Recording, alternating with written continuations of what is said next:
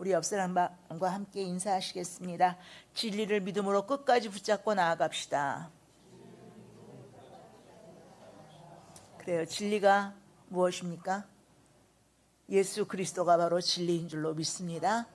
예수 그리스도만을 나의 구원자로 끝까지 믿음으로 붙잡고 살아가는 우리 모두가 되기를 예수님의 이름으로 간절히 축원합니다. 지난 수요일 말씀 기억하십니까? 지난 수요일에는 놀라운 말씀의 역사가 나타났던 솔로몬 행각에서의 베드로의 설교에 대해서 함께 살펴보았죠. 이제 기억나시죠? 네. 그때 솔로몬 행각에서의 베드로의 설교를 통해서 몇 사람이 돌아왔다 그랬어요?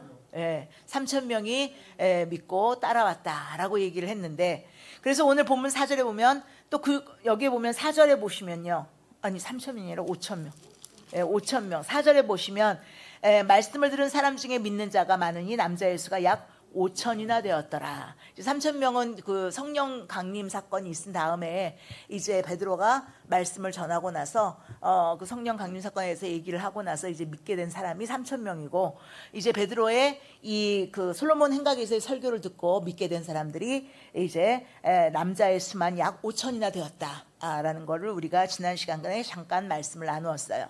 그런데 이렇게 사도들이 예수 그리스도의 복음을 가르치고 전하는 일이 한편으로는 그렇게 많은 사람들이 믿고 따르는 일이 되었지만, 한편으로는 즉시 반대에 부딪힌 것을 오늘 본문에서 볼 수가 있어요.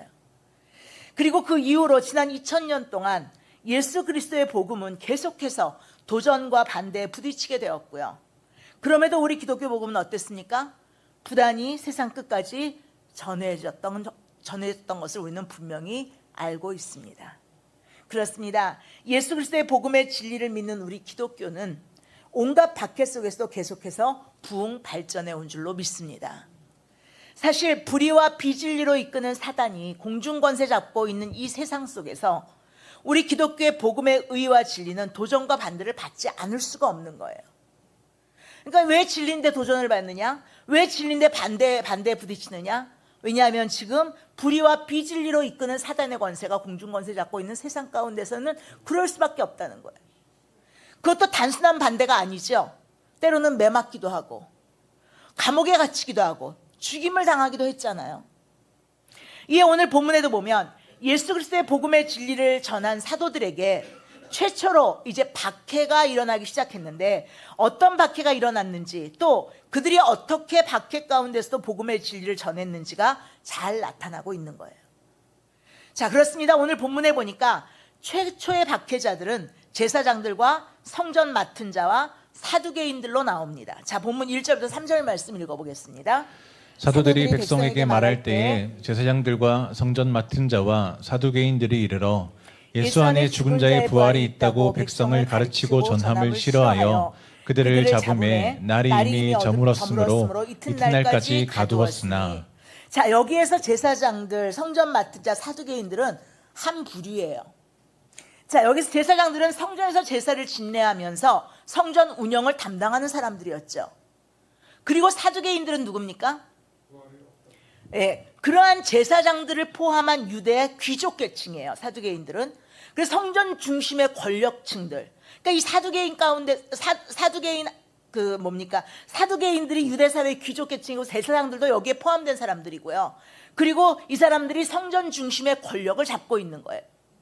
이들은 모두 예수님 당시 헤롯 왕가나 로마 권력과 적당히 타협하면서 정치적인 특권도 누리고 성전의 지배권을 누렸던 자들이에요. 그러나 이들은 율법을 엄격히 지키면서 유대 전통을 중시하고 유대 대중들에게 종교적 영향력이 컸던 또 다른 종교 지도자의 한 부류인 바리새인들. 이 바리새인들 안에 서기관도 있고 율법학자들도 있는데요. 이런 바리새인들처럼 대중적인 인기는 별로 없었어요. 왜요? 로마와 결탁하고 이제 권력을 잡고 대중들을 착취했으니까. 그래서 이제 별로 대중적인 인기는 없었는데, 특히 이 사두개인들은 구약 성경은 모세 오경만 인정했습니다. 다른 예언서라든지 선지서들은 인정하지 않았어요. 그러면서 그들이 아까 지금 장로님이 말씀하셨던 것처럼 천사와 같은 영적 존재나 부활, 영혼 불멸, 내세, 이것은 부정하고 믿지 않았어요. 누가요? 사두개인들이. 그래서 오늘 본문에 보면 사도들을 박해하는 데 앞장섰던 이러한 사두개인들이, 성전 맡은 자, 관리들, 그리고 이 사두개인들이 예수님 안에 죽은 자의 부활이 있다고 가르치는, 그 사도들이 예수님 안에 죽은 자의 부활이 있다고 가르치는, 가르치고 전하는 걸 싫어해서 사도들을 잡아 가두었다라고 말하고 있는 거예요. 이해하시겠어요? 네. 그래서 이렇게 사도들을 잡아 가둔 자들은 이제 이튿날, 날이 저물었기 때문에 하룻밤을 그들을 가둔 다음에 이튿날 공회로 모여서 사도들을 신문하게 됩니다. 오늘 본문 5절부터 6절에 보면 그 공회 참석자들의 명단이 나오죠. 읽어볼까요? 이튿날 관리들과 장로들과 서기관들이 예루살렘에 모였는데 대제사장 안나스와 가야바와 요한과 알렉산더와 및 대제사장의 문중이 다 참여하여. 자, 여기서 안나스는 어디서 들어본 이름이죠? 어디서 들어보셨어요? 예? 누구의 장인? 가야바의 장인. 그 당시에 그 대제사장인 가야바의 장인인데, 그 거의 반세기 동안 성전을 지배했던 제사장 가문의 대표였어요, 이 안나스가. 그래서 예수님께서 잡히실 때도요, 가야바 그때 대제사장인 그해 대제사장인 가야바에게 끌려가기 전에 누구에게 갔죠? 안나스에게로 끌려갔죠. 그게 바로 요한복음 18장 13절에 나옵니다. 그 후에는 그의 아들인 엘르아살이 잠시 대제사장직을 계승했다가, 이후에 사위예요, 가야바가. 이후 사위가 계승하고 그 후에는 남은 네 아들이 계승하고, 그 후에는 손자 마띠아스가 이제 주 66년까지 대제사장직을 맡게 됩니다. 그러니까 거의 60여 년 이상을요, 그 집안이 성전을 지배했다. 예. 그 문중이 다 성전을 지배했다라고 볼 수가 있는 거예요. 그리고 그들이 그렇게 성전을 지배하는 동안 안나스와 가야바는 예수님께 사형을 선고하도록 종용한 주동자들이 되었고, 예수님을 십자가에 못 박아 죽였고, 그 이후에도 그 대제사장 가문들, 구손들이 많은 사도들을 붙잡아 가두고 때리고 죽였던 거예요. 그래서 오늘 본문에서도 이러한 대제사장 가문을 중심으로 유대사회 최고의 사법행정기구인 공회가 사도들을 신문했던 것을 볼 수가 있어요. 그 신문 내용은 간단합니다. 7절이죠. 읽어보겠습니다. 사도들을 가운데 세우고 묻되 너희가 무슨 권세와 누구의 이름으로 이 일을 행하였느냐? 네, 첫째는 권세의 종류예요. 무슨 권세로 너희가 이런 일을 행하냐? 둘째는 권세의 출처죠. 누구의 이름으로 이런 일들을 행하냐? 어디서 나온 권세로 병자를 고쳐준 것이냐? 누구 이름으로 기적을 일으킬 것이냐? 이렇게 신문하고 있는 거예요. 근데 사실 신명기 13장에 보면 하나님 외에 다른 신들을 섬기며 보이는 그 어떤 이적과 기사도 용납하지 말고 그들을 죽이라 라는 말씀이 나와요. 그러니까 이 대제사장들은 지금 이때의 종교 지도자들이 누구를 죽였어요? 예수님을 죽였잖아요. 예수님을 왜 죽였어요? 예수님을 왜 죽였어요? 어떤 제목으로 죽였어요? 그쵸? 하나님의 아들이라고 했기 때문에. 저가 하나님의 아들이라고 하면서 하나님의 이름을 욕되게 했다, 신성 모독죄를 씌워서 죽였기 때문에 예수님이 하나님의 아들이라고 전하는 것은 용납할 수가 없는 거죠. 그러니까 결국 예수님의 이름으로 누구를 일으켰어요? 나면서부터 못 걷던 사람을 일으켜 세웠잖아요. 그때 은과 금으로 너에게 줄 수 없지만 예수 그리스도의 이름으로 일어나 걸어라. 그랬더니 일어나 걸었죠. 예수의 이름으로 일어나 걸으라 그랬는데 그 예수의 이름이 자기들이 신성 모독죄를 씌워서 죽인 사람이잖아요. 그러니까 여기 신명기 13장 말씀처럼 다른 신들을 섬기며 보이는 이적과 기사였다라고 이 사람들은 지금 판단하고 있는 거예요. 그렇게 주장하고 있는 거죠. 그러니까 예수의 이름으로 기적을 일으킨 것이 문제라는 거예요. 예수 이름으로 기적을 일으킨 게 하나님 외에 다른 신, 알지 못하는 다른 신들을 섬기면서 그의 이름으로 기적을 일으킨 거니까 너희들은 죽어 마땅하다. 이렇게 이제 몰고 가려고 하는 거죠. 당시 성전은 제사장들의 관할 아래에 있기 때문에 또 누구도 그 임의로 말씀을 가르칠 수가 없었어요. 누구의 권세로 그 말씀을 가르쳐요? 대제사장들이 이제 허용한 사람들이. 근데 그들이 마음대로 말씀을 가르치고 있단 말이죠. 아까 지난주에 말씀드린 솔로몬 행각이라는 곳은 성전의 동편에 있는 행각이에요. 그죠? 그리고 오늘 또 공회에서 또 이렇게 아니 공회가 아니라 그 전에도 보면 그 성전 지경 안에 성전 미문에서 기적을 일으켰죠. 그리고 성전의 동편에 있는 솔로몬 행각에서 병자를 고쳤죠. 그러니까 결국 그러면서 예수님에 대한 말씀을 가르쳤단 말이에요. 그러니 도대체 너희가 누구의 권세로 이렇게 말씀을 가르치냐? 성전을 다스리고 성전을 관리하는 건 우리인데 우리가 권세를 주지 않았는데, 그런 말씀을 가르치고 허용하지 않았는데 누구의 권세로 이런 말씀을 전하냐? 그러면서 그들을 이제 죄인으로 몰고 가는 거죠. 더욱이 그러한 그 사도들에게 수천의 군중들이 그러한 그들을 믿고 따랐잖아요. 이에 그러한 일련의 일들은 공회와 특히 대제사장 문중에게는요 몇 가지 위협을 주었을 것이 분명해요. 자 보세요. 첫째는 치안의 문제죠. 만약 사도들을 중심으로 그들을 믿고 따르는 수많은 군중들에 의해서 폭동이나 밀란이 일어날 수도 있어서. 왜요? 자신들은 하나님의 아들이 아니라고 신성 모독을 했다고 예수를 죽였는데 그 예수의 이름으로 병자를 일으키고 기적을 일으키고 그를 믿고 그 말씀을 듣고 믿고 따르잖아요. 그러면 그들이 야 너희들이 잘못한 거 아니냐 이러면서 이제 폭동이나 밀란을 일으킬 수 있다는 거예요. 그러면 그 지배층 사람들이 로마 권력으로부터 얻은 기득권과 지위를 상실할 수도 있는 것이고 충분히 그렇게 우려할 수 있는 문제였다는 거죠. 두 번째는 성전의 지배권 혹은 종교적인 지배권의 문제예요. 자, 성전을 지배하고 관할하던 게 이 대제사장 가문인데, 그리고 이 사두개인들인데 자신들의 허락 없이 자신들의 이름이 아닌 다른 이름으로 다른 권세로 성전 내에서 말씀을 가르치거나 전하는 일은 있을 수가 없다는 일이죠.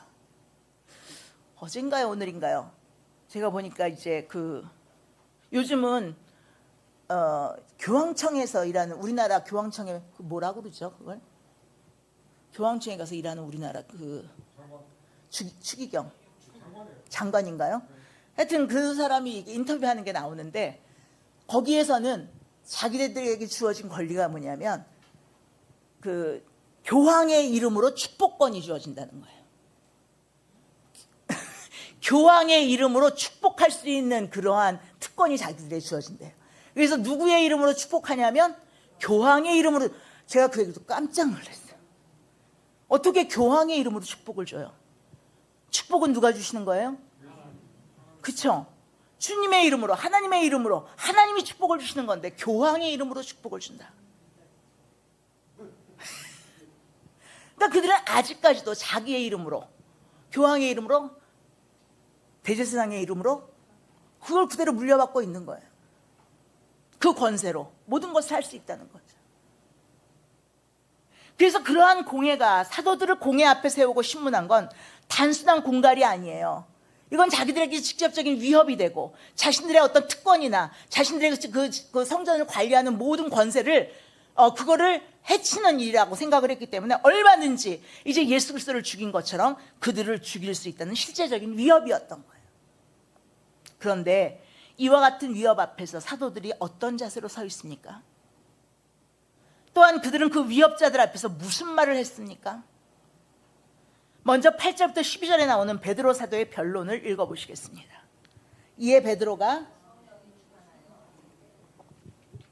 마이크 안 나와요? 이에 베드로가 성령이 충만하여 이르되 백성의 관리들과 장로들아 만일 병자에게 행한 착한 일에 대하여 이 사람이 어떻게 구원을 받았느냐고 오늘 우리에게 질문한다면 너희와 모든 이스라엘 백성들은 알라. 너희가 십자가에 못 박고 하나님이 죽은 자 가운데서 살리신 나사렛 예수 그리스도의 이름으로 이 사람이 건강하게 되어 너희 앞에 섰느니라.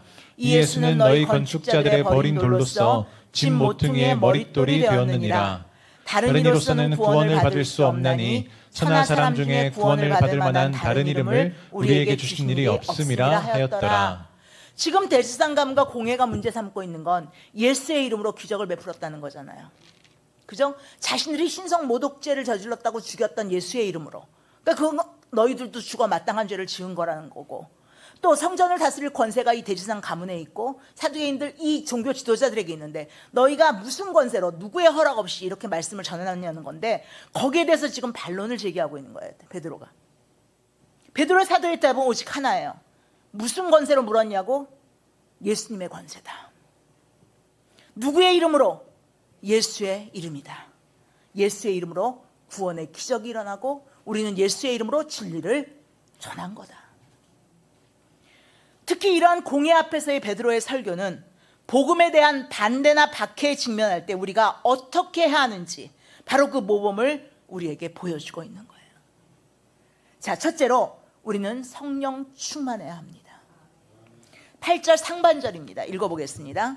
이에 베드로가 성령이 충만하여 이르되 우리가 세상을 이길 유일한 능력은 오직 성령의 능력뿐이에요. 믿습니까?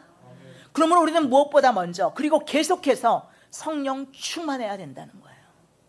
사실 베드로 사도가 나면서 못 걷게 된 일을 일으킨 것도 성령의 능력으로 된 것입니다. 뿐만 아니라 반대자들, 위협자들 앞에서 담대하게 변론을 한 것도 다 성령의 능력으로 한 거예요. 사실 베드로 사도는 갈릴리 어부 출신으로 세상적으로는 무식쟁이로 알려져 있죠. 그런데 이러한 베드로의 설교가 얼마나 논리정연한가요? 그뿐 아니라 조금도 두려움이나 당황하는 기색이 없이 실로 당당해요. 죽음의 위협 앞에서도 자신들이 죄인으로 몰려서 죽을 수도 있는 상황인데 당당하게 전합니다. 백성의 관원과 장로들, 대제사장, 사두개인, 바리새인들과 같은 지배계층 사람들 앞에서 또 모든 백성들 앞에서 너무나 당당해요. 어떻게 그럴 수 있습니까? 오직 성령 충만의 결과인 거예요. 앞으로 사도행전에 전개될 모든 복음 전파 과정이 다 그렇습니다. 어떤 반대자, 어떤 박해자든지 그가 왕이든지 총독이든지 군인이든지 그 앞에서 성령 충만함으로 당당하고 담대하게 복음이 전파되었던 거예요. 이에 대해 누가는 일찍이 주님의 이런 예언의 말씀을 기록한 적이 있습니다. 누가복음 21장 12절부터 15절 말씀이에요. 읽어보겠습니다. 이 모든 일 전에 내 이름으로 말미암아 너희에게 손을 대어 박해하며 회당과 옥에 넘겨주며 임금들과 집권자들 앞에 끌어가려니와 이 일이 도리어 너희에게 증거가 되리라. 그러므로 너희는 변명할 것을 미리 궁리하지 않도록 명심하라. 내가 너희의 모든 대적이 능히 대항하거나 변박할 수 없는 구변과 지혜를 너희에게 주리라. 뭘 통해서? 성령 충만함을 통해서. 예수 그리스도의 이름을 전함으로 말미암아 장차 반대와 박해가 일어날 것인데, 그래서 옥에 갇히고 높은 사람들 앞에서 신문받을 것인데 미리 변명한 말을 준비할 필요도 없다는 거예요. 성령께서 아무도 대항하거나 변박할 수 없는 구변과 지혜를 주실 것이라는 거예요. 단순히 말만 주시는 것이 아니고 그 말에 능력을 입혀주실 것이라는 것이 바로 주님의 예언이었고, 그 예언대로 베드로가 지금 성령이 충만하여 말하고 있는 거예요. 오늘 우리도 마찬가지입니다. 복음에 대한 반대는 논리나 철학으로가 아니에요. 성령 충만함으로 대항해야 될 영적 싸움인 줄로 믿습니다. 우리의 씨름은 혈과 육을 상대하는 것이 아니요 통치자들과 권세들과 이 어둠의 세상 주관자들과 하늘에 있는 악한 영들을 상대함이기 때문입니다. 그러므로 우리는 무엇보다 언제라도 성령 충만해야 될 줄로 믿습니다. 그래서 날마다 성령 충만을 구하시고 성령 충만한 가운데 성령의 인도하심을 받는 여러분들 모두가 되시기를 간절히 소원합니다. 그럴 때 우리는 어떤 반대나 박해 앞에서도 당당하게 복음의 진리를 전할 수 있는 거예요. 말할 수 있는 거예요. 성령의 능력과 도우심을 힘입어서. 믿습니까? 두 번째로 우리가 반대나 박해에 직면할 때 따라야 될 베드로의 모범은 내가 하고 있는 주의 일에 대한 확신이에요. 베드로 사도는 자신이 하고 있는 일을 무슨 일이라고 얘기하고 있어요? 착한 일이라고 규정하고 있어요. 내가 지금 하고 있는 일이 착한 일이다. 이 9절 말씀 읽어보시겠습니다. 만일 병자에게 행한 착한 일에 대하여 이 사람이 어떻게 구원을 받았느냐고 오늘 우리에게 질문한다면, 자, 사실 베드로는 한없이 한때는 약해지고 위축되었던 사람이죠. 나이 어린 계집종 하나가 뭐라고 해도 깜짝 놀라고 당황했던 사람이에요. 단지 너도 예수님과 함께 있었느냐? 라는 질문 하나 했는데도 절대로 아니라고 3번이나 부인하고 저주까지 했던 사람이에요.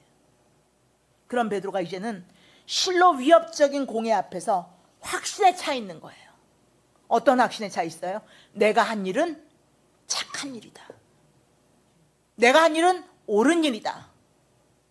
당신들이 묻는 것이 구원에 대한 질문이냐? 그렇다면 내가 확실하게 대답해 주겠다. 우리도 가끔 이런 질문을 받습니다. 당신이 믿는 기독교 신앙이 무엇인지 좀 말해주세요. 당신 도대체 뭘 믿는 겁니까? 당신이 믿는 것이 정말 그것이 어떤 것입니까? 당신이 믿는 게 정말 옳습니까? 그럴 때 어떠십니까? 당황스럽습니까? 무슨 말을 어디서부터 해야 될지 잘 모르시겠습니까? 베드로 사도의 모범을 따르시기를 간절히 바랍니다. 내가 믿는 기독교는 착한 일을 합니다. 믿습니까?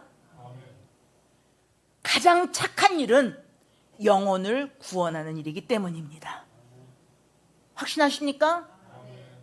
예수님은 바로 그 구원을 위해서 오셨습니다. 가장 착한 일을 하러 오신 거예요. 우리는 다 죄에 대한 심판에서 구원받아야 됩니다. 마귀의 자녀에서 하나님의 자녀로 구원받아야 됩니다. 지옥에 떨어질 망할 자에서 천국 자녀로 구원을 받아야 됩니다. 하나님과 원수된 영적 사망에서 하나님과 영원히 함께하는 영생으로 구원받아야 됩니다. 내가 하는 일은 바로 그 구원을 전하는 일입니다. 그러니 사람이 하는 일 중에 가장 착한 일입니다. 믿습니까, 여러분? 이 일에 대한 확신이 있으셔야 된다는 거예요. 이렇게 우리의 신앙에 대한 확신을 여러분 모두 가지시기를 간절히 바랍니다. 세상에 나가 위축될 필요 없어요. 얼버무리지 마세요. 여러분들이 지금 믿는 건 진리를 믿는 것이고 그 진리를 전하고 구원에 대한 말씀을 전하는 것이 가장 착한 일인 줄로 믿으시길 바랍니다. 세 번째로 우리가 반대나 박해에 직면할 때 따라야 될 베드로의 모범은 예수님의 유일성을 분명하게 믿고 전하는 거예요. 오늘 본문에서 베드로 사도가 강조한 건 바로 예수님의 유일성이에요.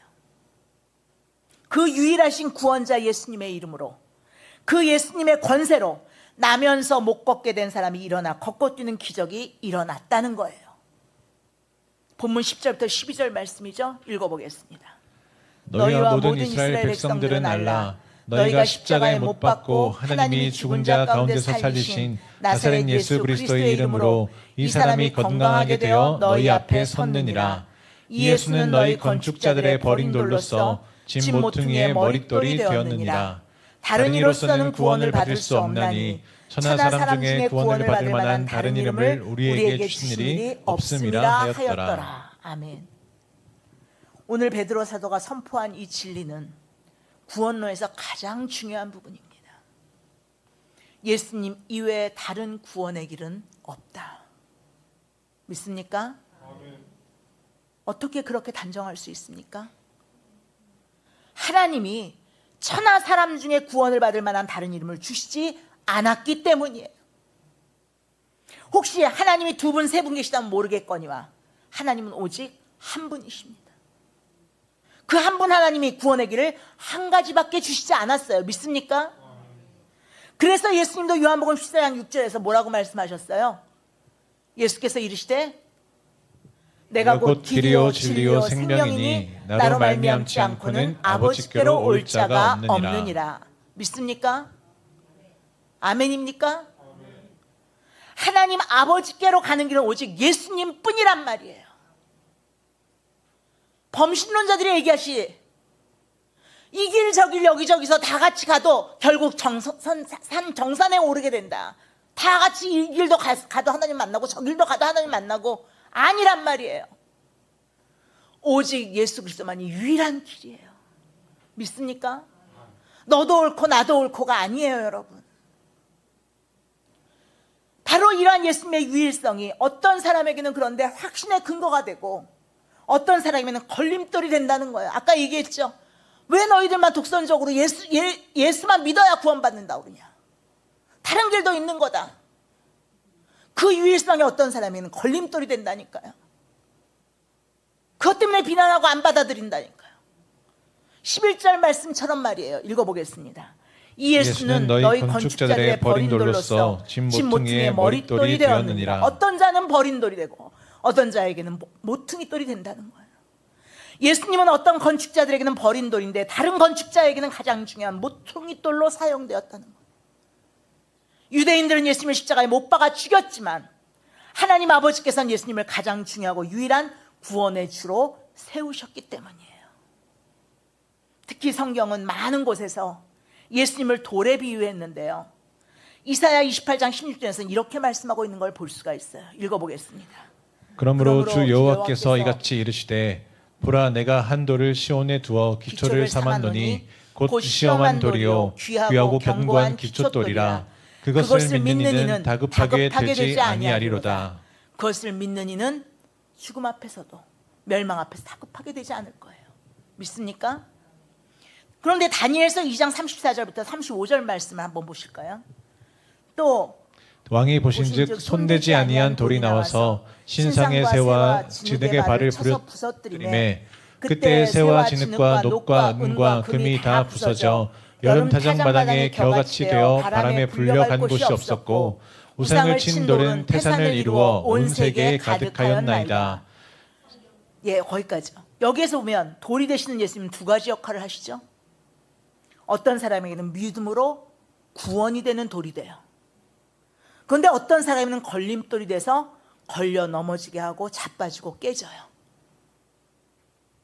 베드로전서 2장 6절부터 8절 말씀처럼 말입니다. 읽어보겠습니다. 성경에 기록되었을 때 보라 내가 택한 보배로운 모퉁이돌을 시온에 두노니 그를 믿는 자는 부끄러움을 당하지 아니하리라 하였으니 그러므로 믿는 너희에게는 보배이나 믿지 아니하는 자에게는 건축자들이 버린 그 돌이 모퉁이의 머릿돌이 되고 또한 부딪히는 돌과 걸려 넘어지게 하는 바위가 되었다 하였느니라. 그들이 말씀을 순종하지 아니함으로 넘어지나니 이는 그들을 이렇게 정하신 것이라. 아멘. 예수님의 유일성이 어떤 사람은 구원에 이르게 하고 그걸 믿는 자는 구원에 이르게 되고 어떤 사람은 그것을 믿지 않는 자는 믿지 않음으로 걸려 넘어지게 된다는 거예요. 유일하신 예수 그리스도를 믿지 않으면 결국은 넘어지고 깨어지게 되는 거예요. 걸려 넘어지는 것도 자유고 믿는 것도 자유예요. 걸려 넘어지는 사람이 많다고 해서 구원의 도를 치울 수는 없어요. 진리에 걸려 넘어진다고 해서 진리를 부정할 수는 없는 거예요. 다시 한번 분명히 말씀드리지만 하나님이 우리의 구원을 위해서 보내신 유일하신 구원해 주는 오직 예수님 한 분뿐이십니다. 이에 하나님이신 유일한 구원의 길을 우리는 절대로 부인할 수가 없는 거예요. 그 어떤 박해나 반대 앞에서도 오직 우리의 모두의 결론은 오늘 본문에서 베드로 사도의 결론이 되기를 예수님의 이름으로 간절히 축원합니다. 마지막 결론, 다른 이로서는 구원을 받을 수 없습니다. 믿습니까? 천하 사람 중에 구원을 받을 만한 다른 이름을 하나님은 우리에게 주신 일이 없습니다. 그러므로 여러분, 이제 성령의 능력을 힘입어서 유일하신 구원의 주 예수 그리스도를 담대하고 당당하게 전하는 여러분들 되시길 바랍니다. 그것이 이 세상에서 우리가 하는 가장 착한 일임을, 가장 우리가 해야 되는 가장 의로운 일임을 잊지 않는 여러분들 모두가 되시기를 예수님의 이름으로 간절히 축원합니다. 기도하시겠습니다.